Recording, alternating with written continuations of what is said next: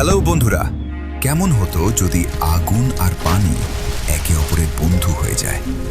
শুনতে একদম অসম্ভব লাগছে, তাই না? কারণ আমরা সবাই জানি পানি তো আগুনকে নিভিয়েই দেয়। কিন্তু আজ আমরা এমন এক জাদুকরী দুনিয়ার গল্প শুনব যেখানে অসম্ভব বলে কিছু নেই।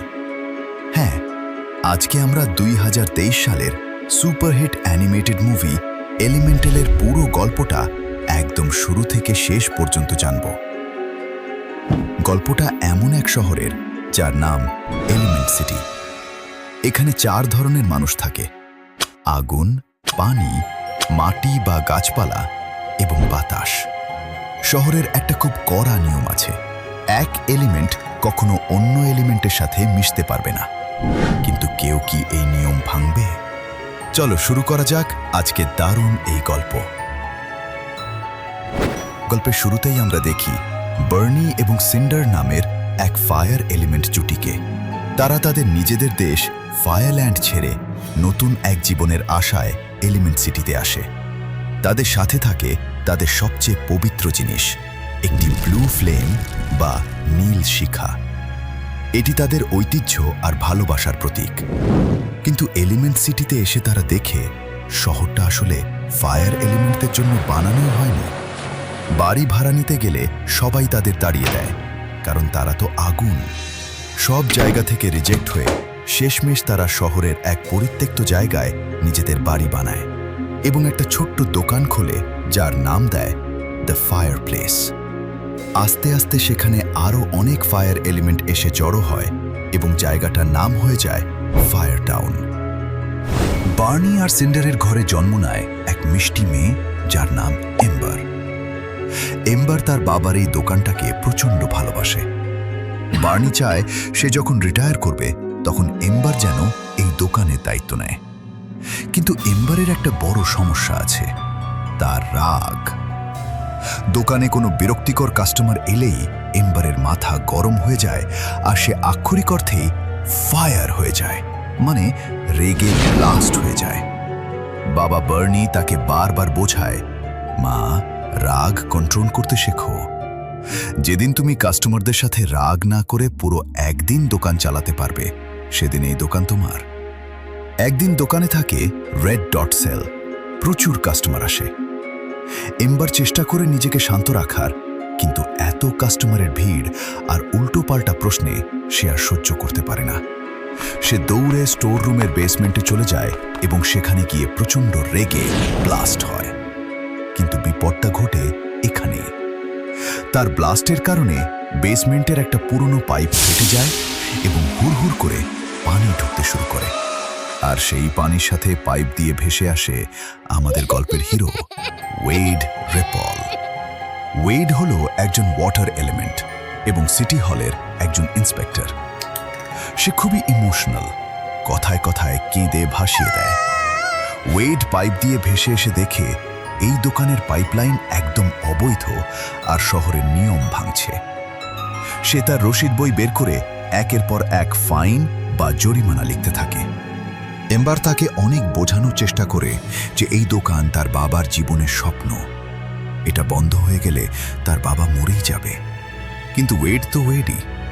সে কাঁদে ঠিকই, কিন্তু নিজের ডিউটি পালন করে সেই জরিমানার কাগজগুলো সোজা সিটি হলে পাঠিয়ে দেয় তার বস গ্যালের কাছে। গ্যালো হলো একজন এয়ার এলিমেন্ট বা মেঘ। এম্বার হাল ছাড়ার পাত্রী নয়। সে ওয়েডকে তাড়া করে সোজা সাইক্লোন স্টেডিয়ামে চলে যায়, যেখানে গ্যাল একটা এয়ার বল গেম দেখছিল। এম্বার গেলকে গিয়ে রিকোয়েস্ট করে দোকানটা বন্ধ না করতে। গ্যাল তাদের একটা শর্ত দেয়। সে বলে, ফায়ার টাউনে পানি আসার কথা নয়, কিন্তু কোথাও একটা লিকেজ আছে যেখান দিয়ে পানি ঢুকছে। তোমরা যদি এই উইকেন্ডের আগে সেই লিক খুঁজে বের করে তা বন্ধ করতে পারো, তবেই আমি এই জরিমানা বাতিল করে দেব। ব্যাস, শুরু হয়ে যায় এম্বার আর ওয়েডের এক দারুণ মিশন। এম্বার আর ওয়েড মিলে সেই লিক খুঁজতে শুরু করে। খুঁজতে খুঁজতে তারা শহরের বিশাল এক বাঁধের কাছে পৌঁছায়। সেখানে গিয়ে তারা দেখে জাহাজের যাতায়াতের কারণে বাঁধের একটা দরজা ভেঙে গেছে আর সেখান দিয়েই পানি ফায়ার টাউনের দিকে যাচ্ছে। প্রথমে ওয়েড আর এম্বার বালির বস্তা দিয়ে সেটা আটকানোর চেষ্টা করে, কিন্তু পানির প্রচণ্ড চাপে তা ভেসে যায়। এরপর এম্বার তার বুদ্ধির পরিচয় দেয়। সে তার আগুনের তাপ দিয়ে চারপাশের বালি গলিয়ে শক্ত কাঁচ তৈরি করে ফেলে এবং সেই কাঁচ দিয়ে ফুটোটা দারুণভাবে সিল করে দেয়। ওয়েড এম্বারের এই প্রতিভা দেখে একদম মুগ্ধ হয়ে যায়। এই মিশন করতে গিয়ে আগুন আর পানি একে অপরের সাথে বন্ধু হতে শুরু করে। ওয়েড এম্বারকে তার পরিবারের সাথে পরিচয় করিয়ে দেয়। ওয়েডের পরিবার খুবই বড় লোক এবং শহরের বিলাসবহুল অ্যাপার্টমেন্টে থাকে। তারা এম্বারকে খুব ভালোভাবে গ্রহণ করে। সেখানে গিয়ে এম্বার ভুল করে একটা কাঁচের জগ ভেঙে ফেলে, কিন্তু সে তার আগুন দিয়ে সেটাকে আবার গলিয়ে সুন্দর একটা শেপ দিয়ে দেয়। ওয়েডের মা তখন এম্বারকে বলে, তোমার তো গ্লাস মেকিং নিয়ে কাজ করা উচিত, তুমি কেন শুধু বাবার দোকানে পড়ে আছো? এই কথাটা এম্বারের মাথায় আটকে যায়। সে আসলেই তো কাঁচ নিয়ে কাজ করতে পছন্দ করে, কিন্তু সে তার বাবাকে এত ভালোবাসে যে সে বাবার স্বপ্নকেই নিজের স্বপ্ন বানিয়ে নিয়েছিল। ছোটবেলায় এম্বার একবার একটা বিশেষ ফুল দেখতে চেয়েছিল, যার নাম ভিভিস্টেরিয়া, কিন্তু এই ফুলটা পানির নিচে থাকে বলে ফায়ার এলিমেন্টদের সেখানে যাওয়া নিষেধ ছিল। ওয়েড এম্বারের এই স্বপ্নের কথা জানতে পেরে তাকে সারপ্রাইজ দেয়। সে একটা বাতাস ভর্তি বুদবুদ তৈরি করে এম্বারকে পানির নিচে নিয়ে যায় সেই ভিভিস্টেরিয়া ফুল দেখাতে। এই দৃশ্যটা মুভির অন্যতম সুন্দর একটা দৃশ্য। ফুল দেখার পর তারা যখন বাইরে আসে, ওয়েড এম্বারকে বলে যে সে তার বন্ধু হতে চায়। ওয়েড তার হাত বাড়িয়ে দেয়। এম্বার প্রথমে ভয় পায়, কারণ পানি তো আগুনকে নিভিয়ে দেবে, কিন্তু যখন তারা একে অপরের হাত ধরে তখন কোনো ক্ষতি তো হয় না, উল্টো একটা জাদুকরী কেমিস্ট্রি তৈরি হয়। তারা বুঝতে পারে তারা চাইলে একসাথে বন্ধু হয়ে থাকতে পারবে। কিন্তু গল্পে তো টুইস্ট থাকা চাই। এম্বার বুঝতে পারে আগুন আর পানির বন্ধুত্ব এম্বারের বাবা কখনোই মেনে নেবে না, তাই সে ওয়েডকে কষ্ট দিয়ে দূরে সরিয়ে দেয়। এদিকে বার্নি সিদ্ধান্ত নেয় সে রিটায়ার করবে এবং দোকান এম্বারকে দিয়ে দেবে। রিটায়ারমেন্ট পার্টির দিন এম্বার যখন দায়িত্ব নিতে যাবে, ঠিক তখনই ঘটে এক বিশাল বিপদ। ওই যে বাঁধের লিকটা এম্বার কাঁচ দিয়ে আটকে দিয়েছিল, সেটা জাহাজের ধাক্কায় আবার ভেঙে যায়। আর এবার আগের চেয়েও ভয়ঙ্কর বেগে পানি ফায়ার টাউনের দিকে ধেয়ে আসতে থাকে। শহরে বন্যা শুরু হয়ে গেছে। এম্বারের মাথায় একটাই চিন্তা, বাবার শেষ স্মৃতি সেই ব্লু ফ্লেম বা নীল শিখাটাকে বাঁচাতে হবে।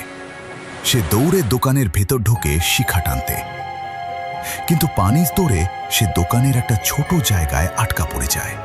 ঠিক তখনই সেখানে দেবদূতের মতো হাজির হয় ওয়েড। সে এম্বারকে বাঁচাতে ছুটে এসেছে। তারা দুজন মিলে ব্লু ফ্লেমটাকে একটা লণ্ঠনের ভেতর আটকে রাখে, কিন্তু ততক্ষণে দোকানের চারপাশ পাথর আর ধ্বংসস্তূপে আটকে গেছে। তাদের বের হওয়ার কোনো রাস্তা নেই, আর জায়গাটা এতই ছোট যে এম্বারের আগুনের তাপে ওই ছোট্ট বদ্ধ জায়গায় ওয়েড ফুটতে শুরু করে।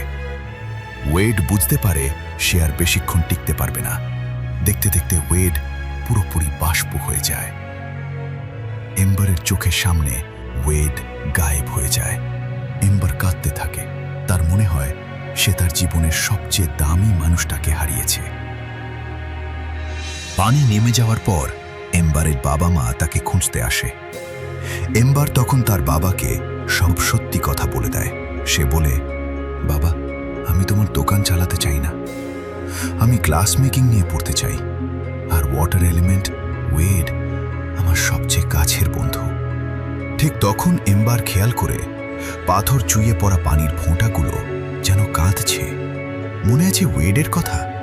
ওয়েড তো ভীষণ ইমোশনাল। এম্বার বুঝতে পারে ওয়েড পুরোপুরি মারা যায়নি, সে বাষ্প হয়ে এই পাথরের গায়ে আটকে আছে। এম্বার তখন ইচ্ছা করে খুব ইমোশনাল কথা বলতে শুরু করে।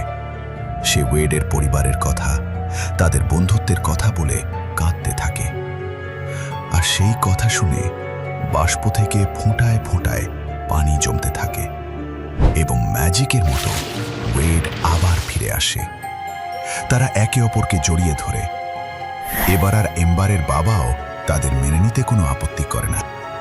গল্পের শেষে আমরা দেখি এম্বার তার কাঁচ বানানোর স্বপ্ন পূরণের জন্য অন্য একটা শহরে ইন্টার্নশিপ করতে যাচ্ছে, আর তার সাথে যাচ্ছে ওয়েড।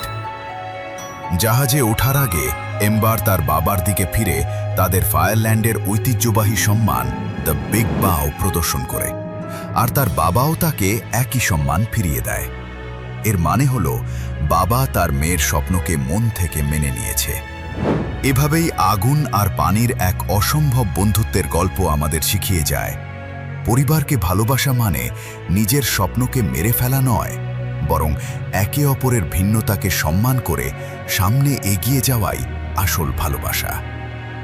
তো বন্ধুরা, এলিমেন্টাল মুভির এই স্টোরি তোমাদের কেমন লাগলো?